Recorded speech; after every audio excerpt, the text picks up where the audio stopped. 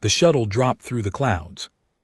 Of Ara like a stone sinking into golden water, Sergeant Ethan Cole pressed his face closer to the small window and watched the capital city reveal itself.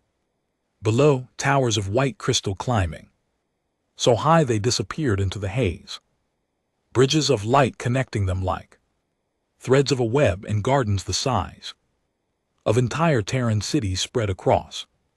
Floating platforms that drifted slowly above the ground. He had seen pictures. During the briefing, pictures did not come close. You going to stare at it the whole way down, or are you going to help me fix this strap? Danny Marsh said from the seat beside him, fighting with a buckle on his chest plate that had jammed again. Ethan reached over without looking and popped the buckle free with his thumb. Danny grunted, thank you, and leaned back. Captain Grace Ellison sat at the front, back straight, hands resting on her knees, calm as still water. She had been chosen to lead the diplomatic escort because she never lost her composure, not even when things went sideways. Behind her sat the 4 members of the actual diplomatic team, civilians in press suits who looked like they had not slept in days, and filling the remaining seats were soldiers of the Terran 9th Expeditionary Unit, Ethan and Danny among them. They were not an impressive group by galactic standards. Their uniforms were dark gray and simple. Their weapons were ballistic, projectile-based firearms that most advanced species had abandoned centuries ago. Their ship, the carrier that had brought them to this system, was one of the oldest still in active service. Everything about the human delegation said the same thing. We are new here, we are small, and we do not have much, but they had been invited 50 years since first contact, and for the first time the Dominion of Ara had opened its doors to humanity. The Dominion controlled over 300 star systems and had existed for longer than human civilization itself. An invitation to their imperial court was not something you turned down. The shuttle landed on a platform at the edge of the palace complex. When the doors opened, the air hit Ethan like a warm hand, sweet, thick, and carrying a scent like flowers he had no name for. The sky above was pale violet, and the light from the system's twin suns gave everything a soft golden glow. An escort was waiting for them. Atheran soldiers stood in 2 perfect lines, tall and slender, their armor a deep blue that seemed to shift color when they moved. The Etherans themselves were striking pale skin with faint silver markings along their cheekbones and temples, eyes that were large and bright, and a grace to their movements that made even standing still look elegant. They were beautiful in the way a blade was beautiful, and they carried themselves with the quiet confidence of a species that had ruled the stars for thousands of years. A steward stepped forward. He was older, his silver markings more pronounced, and he wore robes of deep red. He introduced himself as High Steward Rothan and welcomed them with words that were polite but carried no warmth. His eyes moved over the human group slowly, and Ethan could feel the assessment happening in real time. The plain uniforms, the visible scars on Ethan's hands and face, the slight limp in his step as he walked down the ramp. Rothan's gaze paused on the limp for just a moment before moving on. They were led through corridors that stretched so far ahead they seemed to bend with the curve of the building itself. The walls were carved with scenes from Etheran history, battles, treaties, coronations, all rendered stone so fine it looked alive. Other species moved through the halls around Them tall insectoid figures with clicking mandibles, short dense beings, wrapped in metallic cloth, slender, creatures with too many eyes who moved in pairs and whispered to each other as the humans passed. Every one of them looked at the humans, some with curiosity, a few with something colder. The quarters they were given were at the far edge of the guest wing, about as far from the throne chamber as it was possible to be, while still being inside the palace. The rooms were comfortable enough, clean, well lit, with furnishings that adjusted to the size of whoever sat in them, but the message was clear. The humans were guests, but only barely. Danny dropped his bag on a bed and looked around the room. You know what this reminds me of? That time they put us in the storage building on Kepler Station because the officer barracks were full. Storage building had better food, Ethan said. Danny laughed. That is probably true. Captain Ellison gathered the team in the main room and went over the schedule. There would be a formal reception the following evening where all delegations would present themselves before the Empress. Until then they were free to move within the guest wing, but should avoid wandering the palace unsupervised.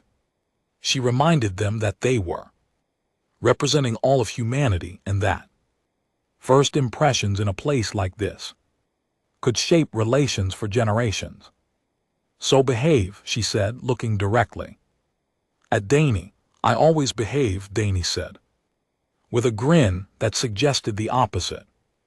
Later that evening, Ethan stood on a small balcony outside his room.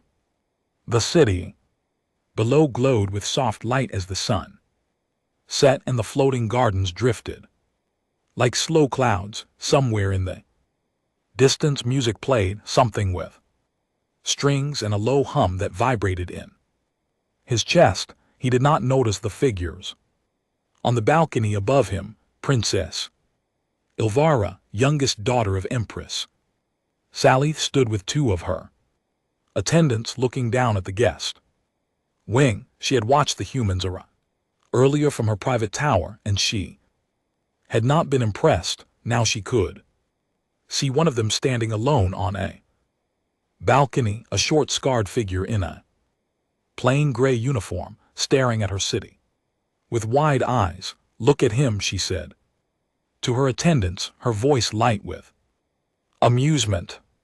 He stares at our buildings like a child seeing fire for the first time. One of her attendants, a young woman named Satira, smiled politely but said nothing. Elvira tilted her head. These are the Terran everyone has been talking about, the ones who fought the Krev on the border. They look like servants who wandered into the wrong hall. Sierra and the other attendant laughed softly because that was what you did when a princess made a joke. Below them, Ethan shifted his weight off his bad leg and leaned against the railing. He had no idea he was being watched. He was thinking about the reception tomorrow and whether the food would be something humans could actually eat. He was thinking about the long walk through those corridors and whether his leg would hold up without showing the pain. He was thinking, as he often did, about the people he had lost in the border wars and whether any of this, the diplomacy, the handshakes, the fancy palaces would mean anything in the end. He took a deep breath of the sweet alien air, let it out slowly, and went back inside. Above him, the princess turned away and forgot about him entirely. She would not forget him for long. The throne chamber of Ara was the largest enclosed space Ethan had ever seen. The ceiling rose so high above them that it disappeared into a soft glow of light, and the walls were lined with living crystal that pulsed gently like a slow heartbeat. Hundreds of figures filled the hall, delegates from across the Dominion and beyond, each group dressed in the colors and styles of their home world, standing in clusters and speaking in voices that blended into a low, constant hum. At the far end of the chamber, on a throne carved from a single piece of pale stone, sat Empress Salith. She was not what Ethan had expected. He had imagined someone grand, decorated, covered in jewels and robes. Instead, the Empress wore simple white with no ornament except a thin band of silver. Across her forehead, she was tall even by Etherean standards, her silver markings deep and complex, spreading from her temples down along her neck. Her eyes were dark and they moved slowly across the room, missing nothing. She looked like someone who had seen everything the galaxy had to offer and had decided quietly what mattered and what did not. Beside her sat Princess Yelvara, dressed in blue and gold, her posture perfect, her chin slightly raised where her mother was still and calm. Yelvara was restless, her eyes darted from one delegation to the next, her fingers tapping lightly on the arm of her chair. The ceremony began with the oldest and most powerful delegations. First, each group approached the throne, made their formal greeting, and offered gifts or declarations of continued friendship. The Corvi brought a star map, etched in living metal. The Syndicate of Rule presented a device that could purify entire oceans. The insectoid breath performed a synchronized movement that was half dance and half military display, clicking and humming in perfect unison. Each presentation was met with polite acknowledgement from the Empress and varying levels of interest from the court. The humans were called last. Captain Grace Ellison led the way. She walked with steady, measured steps, her uniform pressed and clean, her expression composed. Behind her walked the 4 diplomats, and flanking them were Ethan and Danny, along with 2 other soldiers from the unit. They carried no gifts, they brought no spectacle. They were just people in gray uniforms, walking across a crystal floor toward the most powerful woman in the known galaxy. The hall grew quieter as they approached, not silent, but the conversations dropped to whispers. Ethan could feel eyes on them from every direction. He kept his gaze forward, locked on a point just above the Empress's throne, the way he had been trained to do during formal events. His leg arched with every step, but he kept his stride even. Captain Ellison stopped at the proper distance, bowed respectfully, and spoke. Her voice was clear and carried well in the vast room. She delivered the message from the Terran president, simple words about peace, cooperation, and the hope that humanity and the Dominion could build something meaningful together. No grand promises, no dramatic gestures, just honesty. It was, Ethan thought, the most human thing they could have done. The Empress watched and listened. Her expression gave away nothing, but Yelvara's expression gave away everything. The princess had been leaning back in her chair with the kind of relaxed posture that said she had already decided this was not worth her attention. When Ellison finished speaking and the hall waited for the Empress to respond, Yelvara leaned forward instead. Her voice was not loud, but the acoustics of the chamber carried it to every corner. "Is this your warrior?" she said, her bright eyes fixed on Ethan, the one standing to your left with a damaged leg. Ellison did not turn. "Sergeant Cole is part of our security detail, Your Highness." Yelvara tilted her head, studying Ethan the way someone might study a strange insect. He limps like a wounded herd animal. On Jorah we would not allow such a creature to guard a stable, let alone a diplomat. The words hit the room like a stone dropped into still water. Ripples of reaction spread outward, a few laughs from delegates who enjoyed seeing the newcomers put in their place, uncomfortable silence from others, and a sharp intake of breath from one of the human diplomats standing behind Ellison. Danny Marsh's hand drifted toward his sidearm. It was not a conscious decision, it was instinct, the kind of reaction that came from years of watching your people get threatened. His fingers brushed the holster before Ethan gave him a single look, not a word, not a gesture, just a look that said clearly and completely, stand down. D and LT Unk and GTY's hand moved away. Ethan turned his eyes back to the front. His expression did not change. He did not flinch, did not tighten his jaw, did not shift his weight. He stood the way he had stood on a dozen battlefields, steady, present, and unmoved.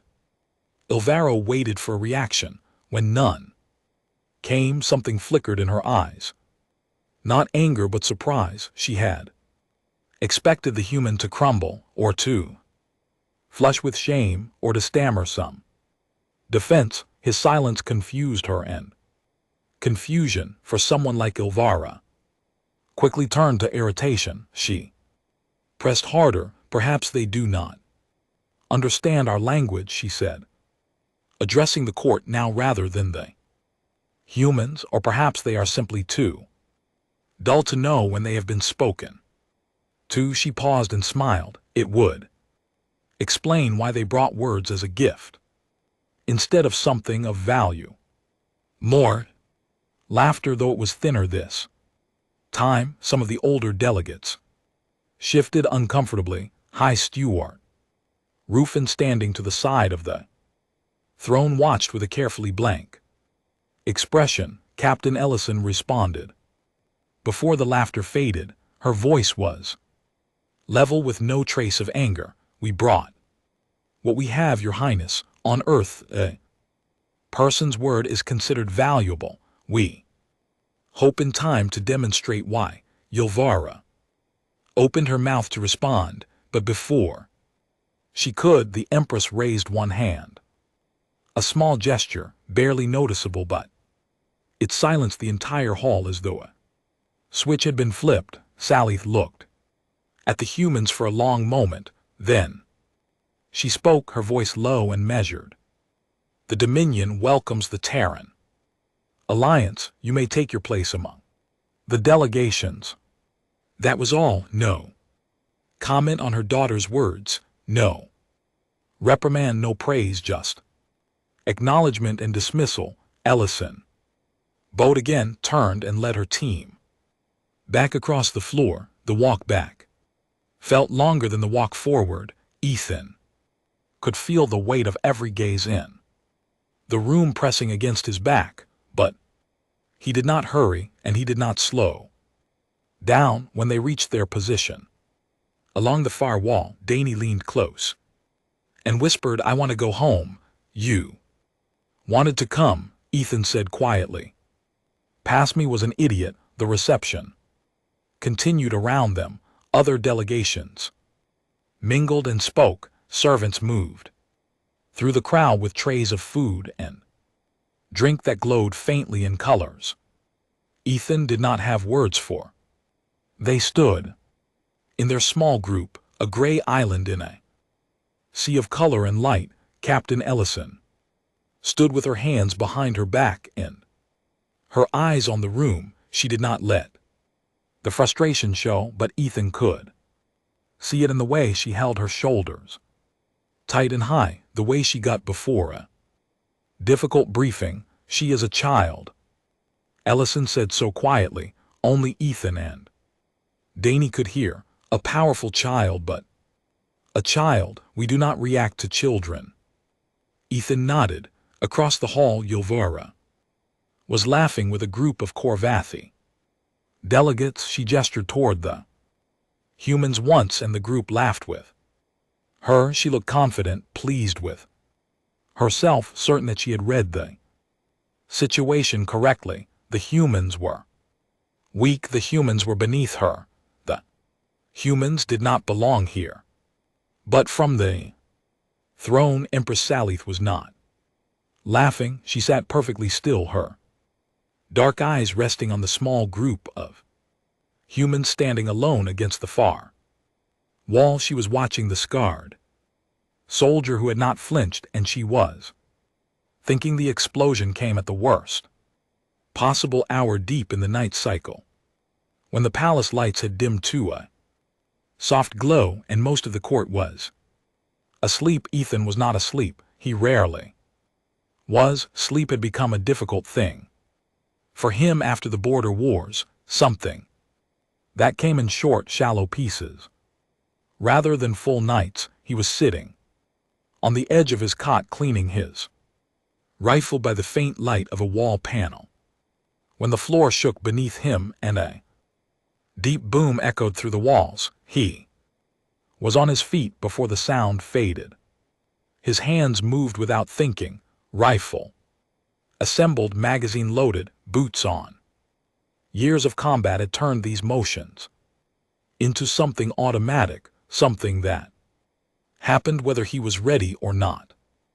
Danny rolled out of his cot in the next room, already reaching for his weapon.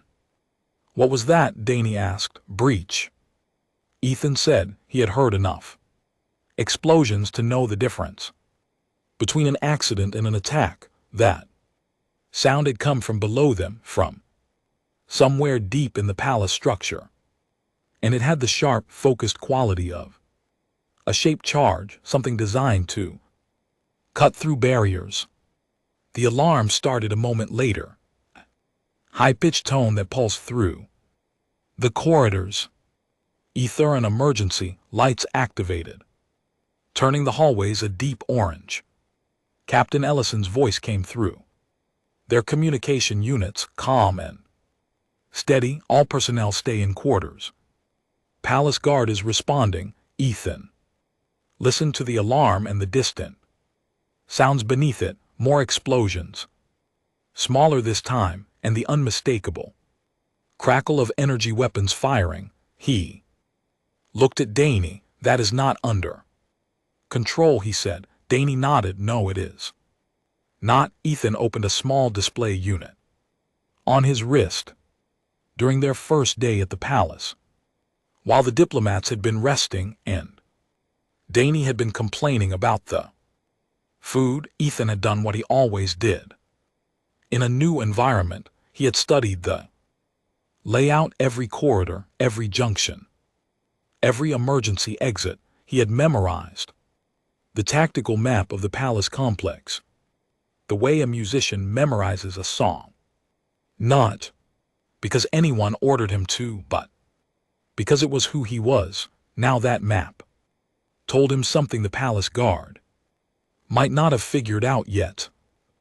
Explosions were coming from the old service tunnels that ran beneath the eastern wing, and those tunnels led directly to the Empress's private chambers. "Danny," he said. "Yeah, I know," Danny said. He checked his rifle and nodded. "Let us go." The corridors were chaotic, servants running in every direction, delegates standing in doorways looking confused and frightened, Ether and guards rushing past in groups, their blue armor flashing under the emergency lights. Nobody paid attention to two humans in gray.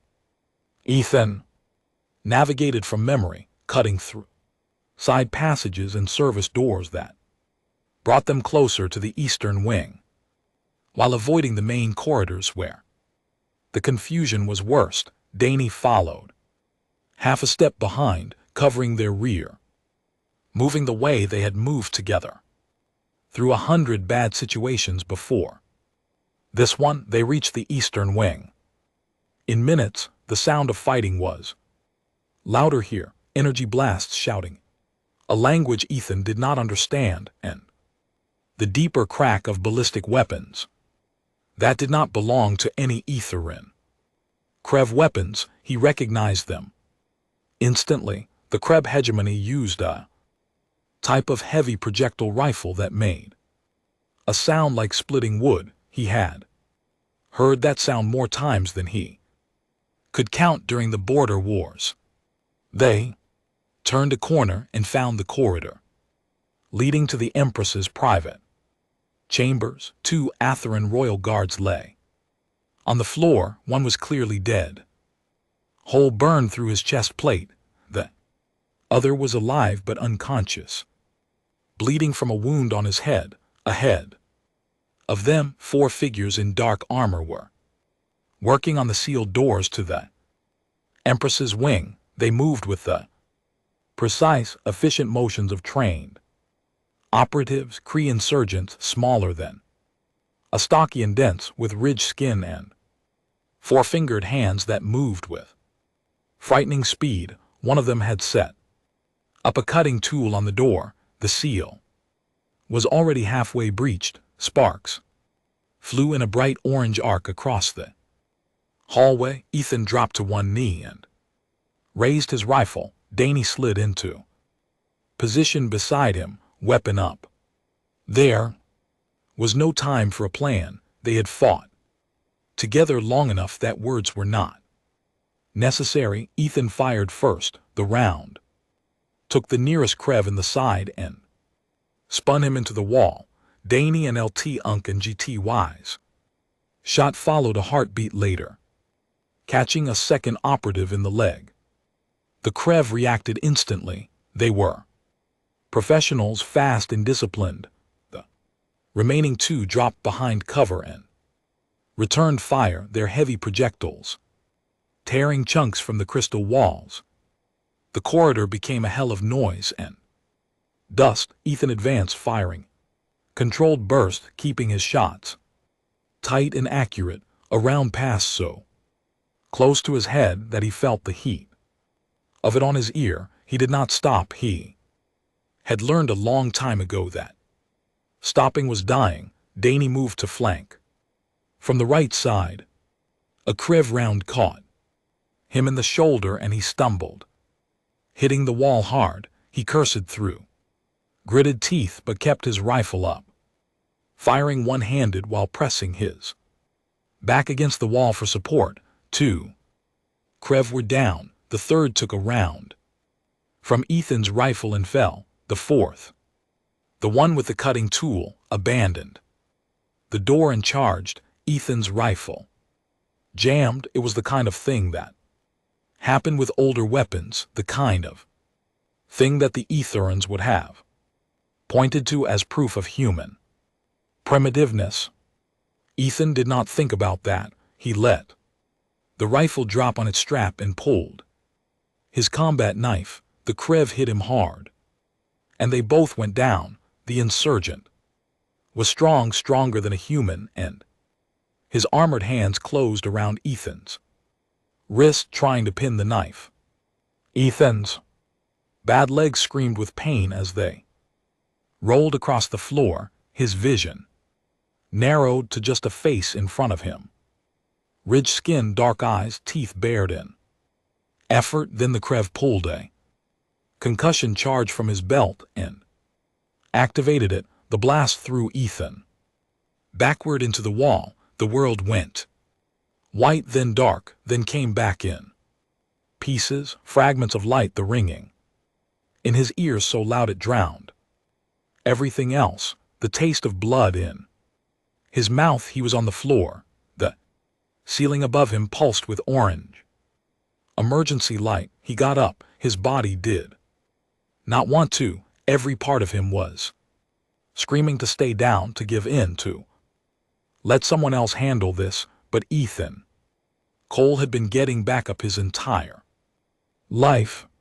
He had gotten up after his parents died when he was 17. He had gotten up after the Battle of Kepler Ridge, where he had lost half his squad. He had gotten up after the injury that gave him the limp that a princess had mocked just hours ago.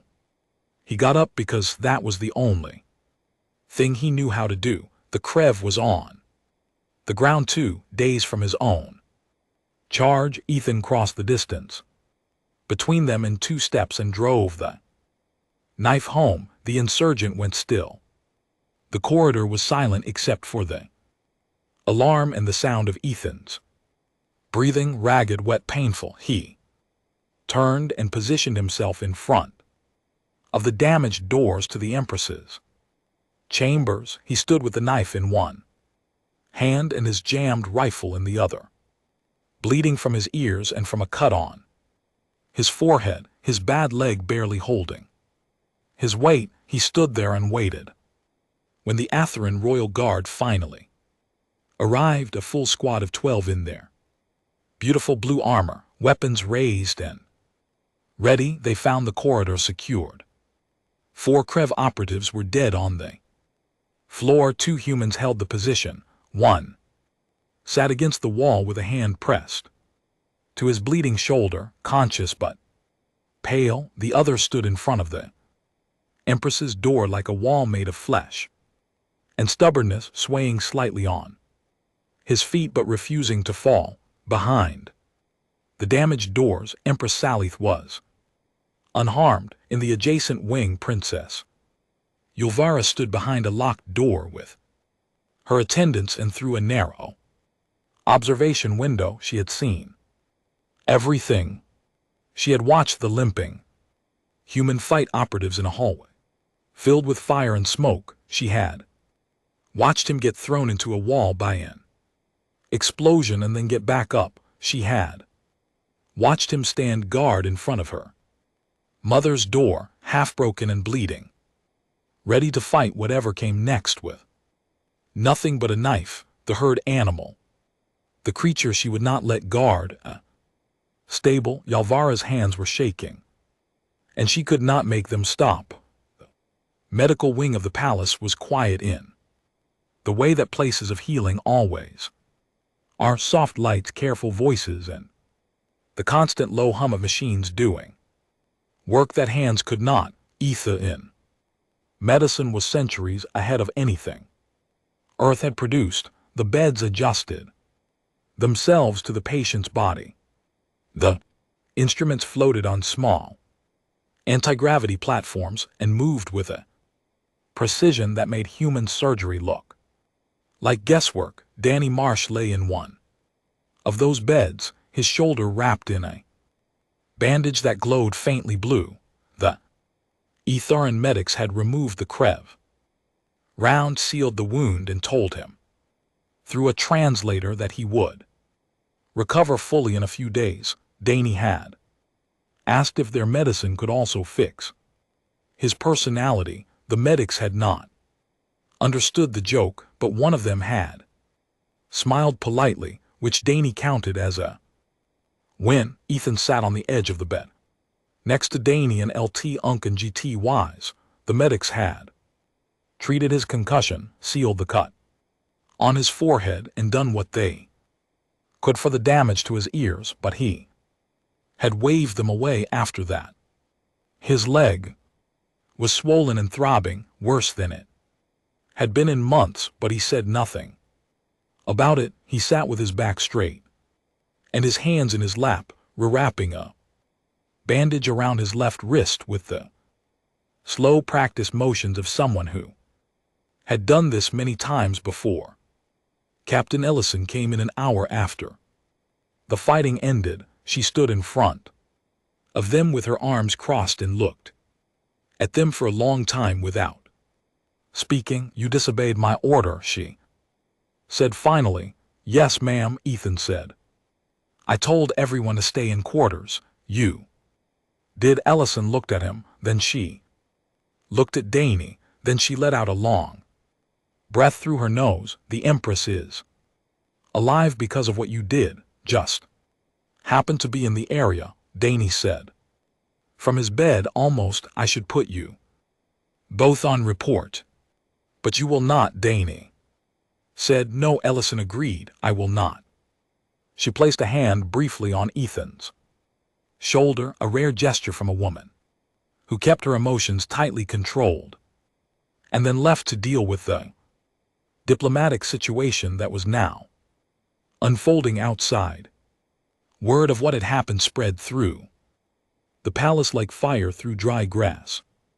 By morning, every delegation knew the Krev insurgents had penetrated the oldest and most secure fortress in the Dominion, something that had not happened in over 400 years. The royal guard, the pride of Ara, had been too slow, and 2 human soldiers, members of the youngest and least advanced species, at court had held the corridor and saved the Empress. The reaction was mixed. Some delegates spoke about it with genuine respect.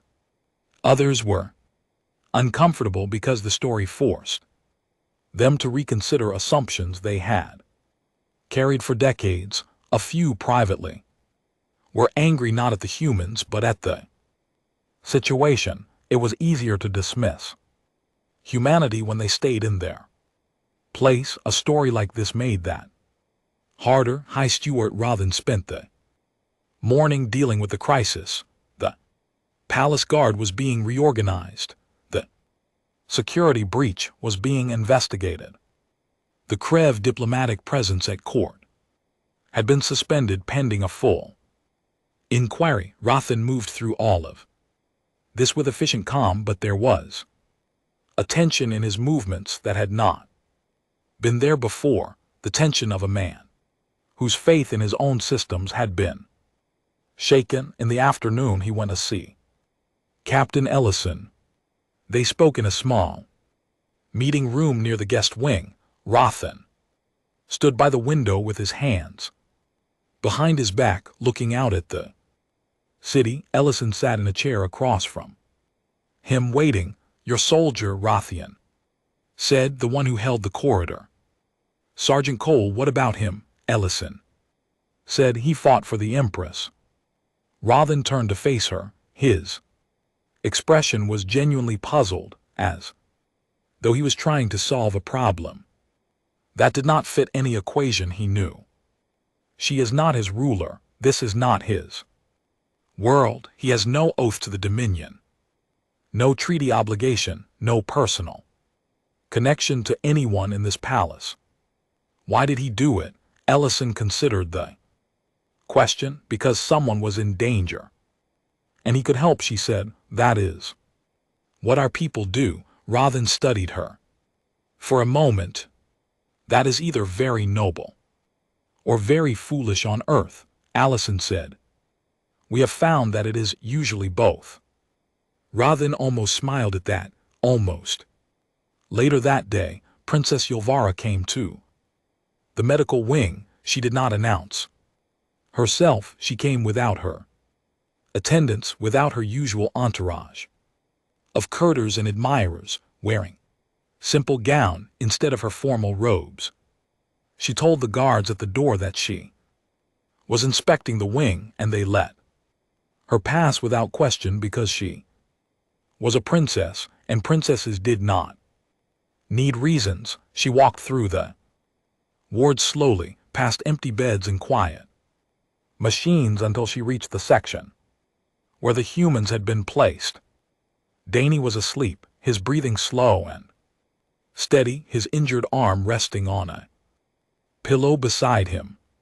His rifle was propped against the wall next to his bed within arm's reach, because even in sleep, soldier kept his weapon close. Ethan was in the next bed. He was not asleep. He was sitting up, his back against the wall, wrapping and unwrapping a bandage around his wrist.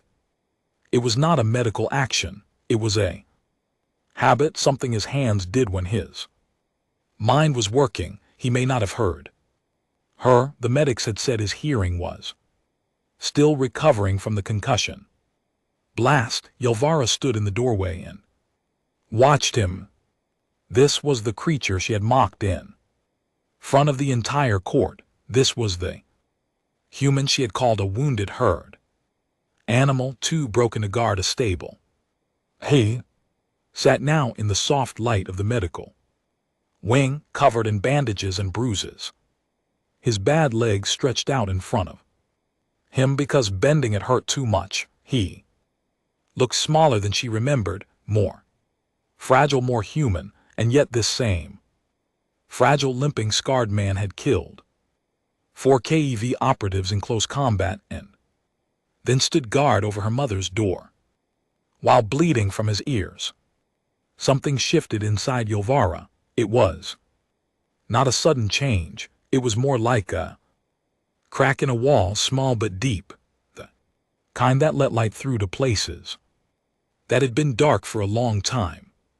She had grown up in a world where strength meant power and grace, and technology where weakness was something to be discarded, and where species were ranked by what they could build and how long they had been building it.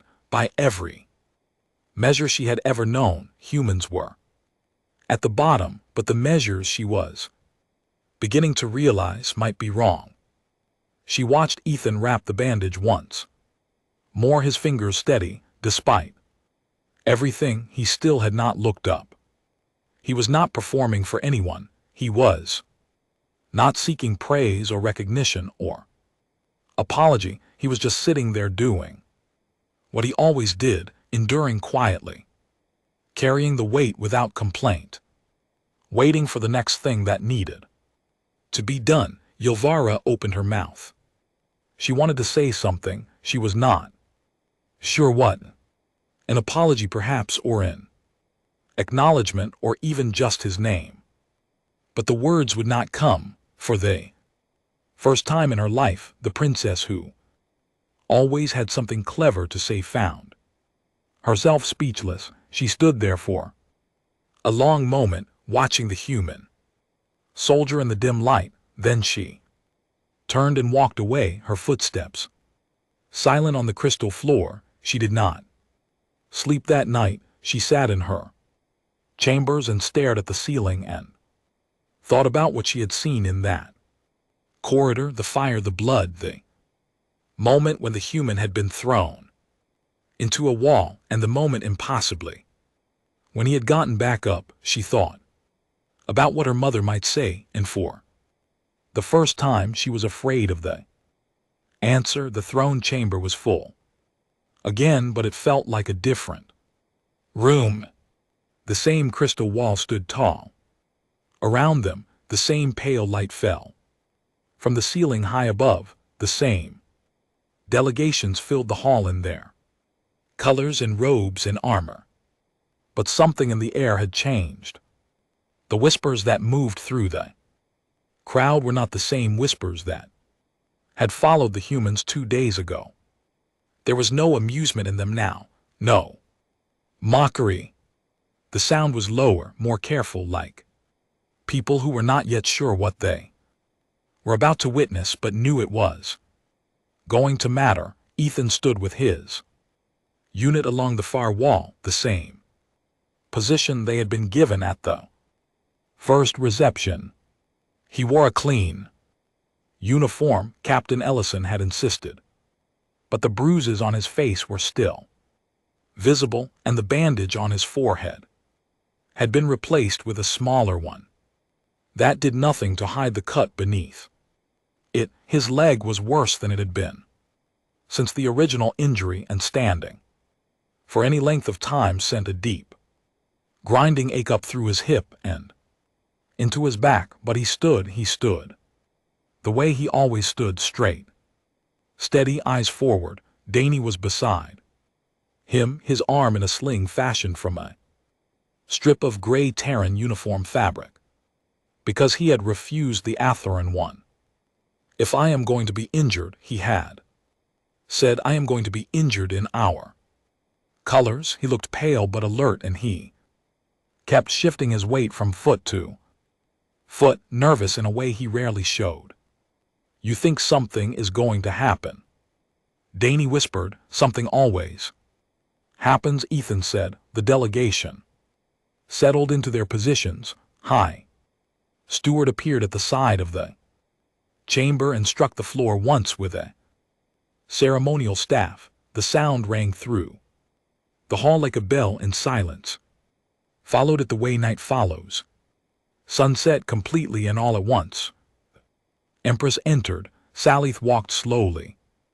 Not because of age or weakness, but because she understood the power of making a room wait. She wore the same simple white robes as before, the same thin silver band across her forehead. Her dark eyes swept the chamber once, touching every face, every delegation, every corner of the vast room. When they passed over the humans, they lingered for just a moment longer. She took her seat on the pale stone throne. Ilvara followed, taking her place in the smaller chair to the right. The princess was dressed simply today. No gold, no jewels. Her face was composed, but there was a tightness around her eyes that had not been there before. She did not look at the humans. She looked at her hands, folded in her lap.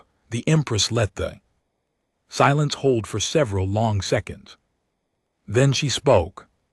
Her voice was not loud. It did not need to be. The chamber's acoustics carried every word to every ear, and every ear was listening. 2 nights ago she began. A force of Krev insurgents breached the inner ring of this palace.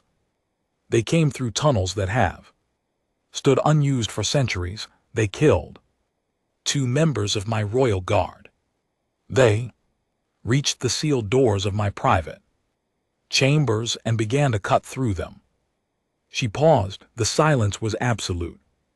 The royal guard response was delayed by 7 minutes. In those 7 minutes the doors would have been breached. I would be dead. My daughter would be dead.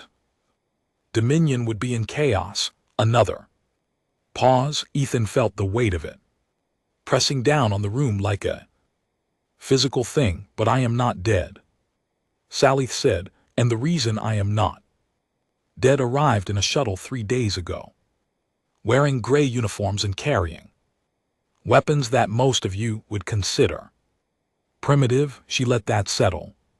2 human soldiers, Sergeant Ethan Cole and Lieutenant Daniel Marsh of the Terran 9th Expeditionary Unit, left their quarters without orders, navigated a palace they had never been trained to fight in, and engaged 4 Krev operatives in close combat. Lieutenant Marsh was shot in the shoulder and continued fighting. Sergeant Cole was struck by a concussion charge and continued fighting. Her voice carried no emotion, only precision. She was stating facts the way a historian states them, plainly, because the facts were powerful enough on their own. Sergeant Cole killed the last insurgent with a combat knife and then stood guard at my door, injured and alone, until my own forces arrived. The chamber was so still that Ethan could hear Danny breathing beside him. Then the Empress did something that made the entire court inhale at once. She stood up from her throne. She descended the steps. Ethan heard a murmur sweep through the hall, not words but a collective sound of shock. Later Danny would tell him that several delegates had stepped backward as if the floor had moved beneath them. Rothan's eyes widened slightly, which for a man of his composure was the equivalent of open-mouthed astonishment.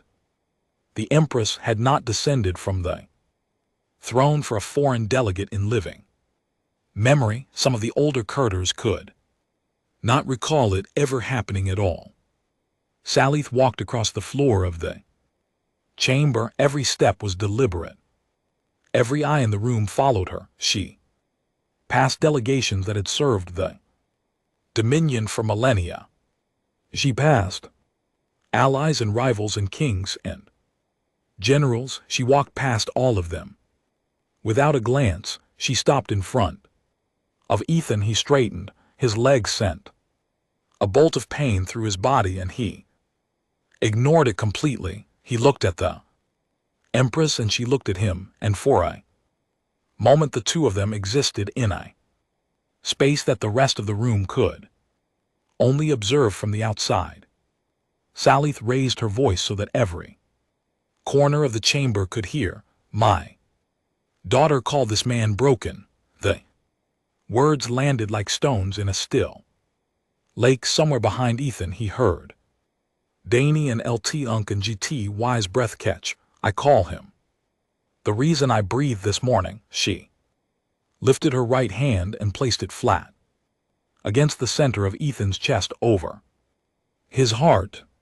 The gesture was slow and formal, and the reaction from the court told Ethan everything he needed to know about what it meant. A sound moved through the room, gasps, whispered words in half a dozen languages, the rustle of bodies shifting as people craned to see the hand over the heart. Ethan did not know the name of the gesture, but Rothan would later explain it to Captain Ellison. It was called the binding of breath, an Atheran act of the highest personal honor given only to someone who had saved a royal bloodline from ending.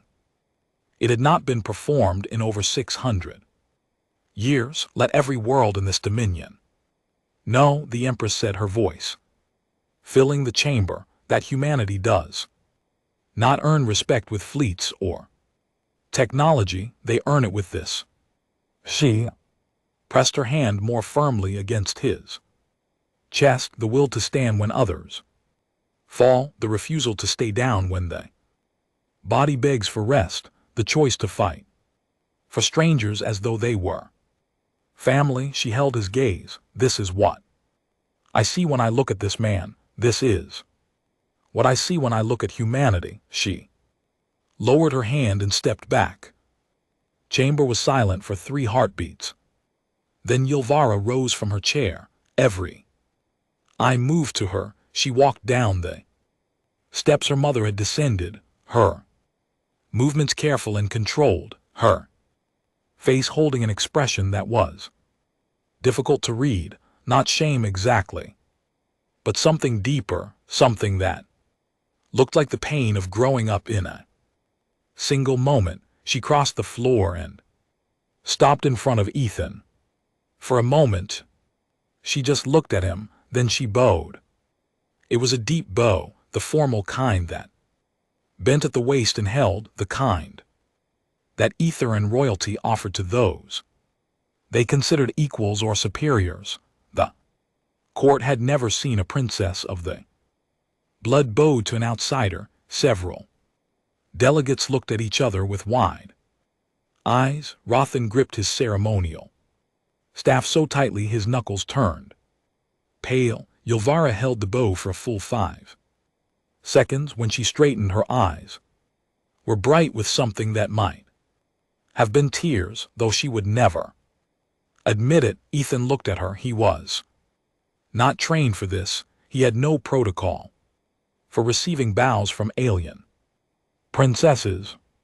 He was a sergeant from Earth who had grown up in a small house with a leaking roof, who had joined the military because he did not know what else to do, and who had ended up standing in a crystal throne room on a planet thousands of light years from home, while an empress called him a hero and a princess bowed at his feet. He did the only thing that felt right. He nodded respectfully and said, "Just doing my job, Your Highness." A sound moved through the court. It was not laughter. It was something warmer than that, something closer to recognition. The moment when a room full of people who thought they understood the galaxy realized they had been missing something important. The ceremony ended shortly after.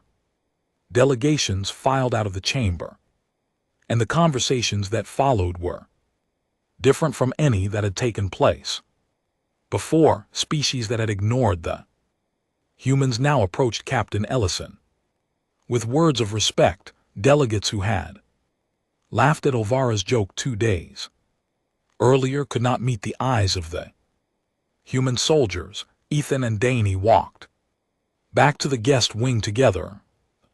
Corridors felt different now. Servants nodded to them as they passed, and a Thern guard they had never met stopped, placed his fist over his chest, and bowed his head slightly before continuing on his way. An Empress just called you a hero in front of half the galaxy, Danny said. I heard, Ethan said. How do you feel? Ethan thought about it. I could really use a nap. Danny laughed, a real laugh. The kind that shook his whole body and made his injured shoulder ache, but he did not care. The next morning the human delegation departed. The shuttle lifted off from the same platform where they had landed 3 days earlier, rising through the violet sky and the golden light of the twin suns. Ethan sat by the same small window, watching the crystal towers and floating gardens grow smaller. Below them, Captain Ellison sat in her seat at the front, a faint smile on her face. She had received a private message from the Empress that morning, full diplomatic channels, trade negotiations, a formal alliance proposal, everything they had come here hoping for and more. Far below in the throne room of the palace, Empress Sally stood at a window and watched the human shuttle climb toward the stars. Rothan stood beside her. You have opened full diplomatic channels, Rothan said. May I ask why? The Emperor watched the shuttle until it disappeared into the haze. Because I have seen what their worst equipped soldier will do for a stranger, and now I want to know what their best will do for a friend. Rothan considered this, then he bowed and went to make the arrangements. In her chambers, Yilvara sat alone. On the table in front of her was a small data tablet displaying everything the Dominion's archives contained about humanity, their history, their wars, their art, their stubborn and impossible refusal to accept defeat, even when every rational calculation said they should. She had been reading for hours.